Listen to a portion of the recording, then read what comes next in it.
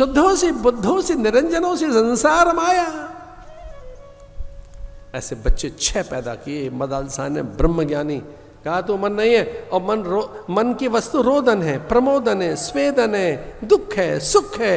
ये मन का बड़े जो व्यापार है, इसे मनोकामना नहीं है, अलग। तो आइए, मन के पास 2 चीजें हैं और बहुत महत्वपूर्ण चीजें हैं मन के पास 2।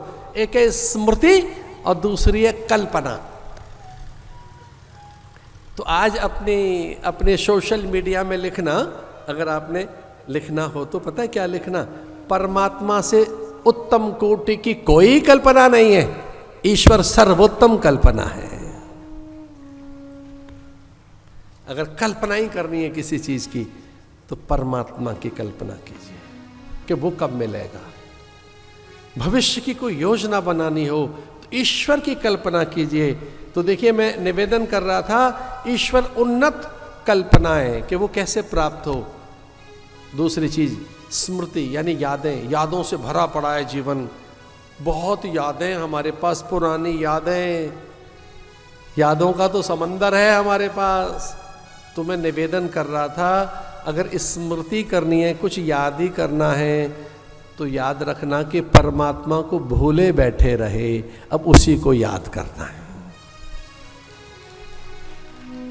उसे भूले बैठे रहे, जिसको भुलाया गया वो ईश्वर है।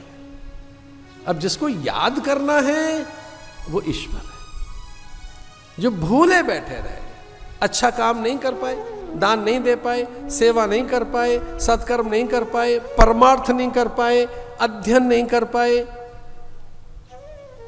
ऐसा नहीं है हमारे सदगृहस्थों क्या सदग्रंथ नहीं है।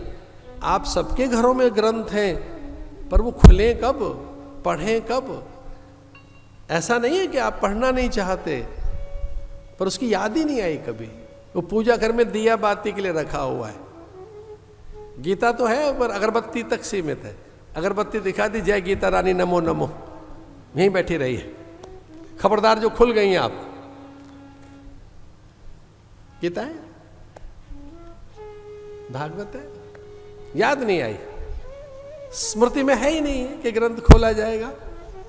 इतने पता है पूजा जाएगा, फूल रख दो तो जगाइए ग्रंथ को। मनु से शत शत रूपों का आकर्षण, तो शतरूपा बाएं अंग से पैदा हुई, दाएं से मनु। जो स्त्री है वो ईश्वर का बायां हिस्सा है, पुरुष दायां हिस्सा है। हम में भगवान है।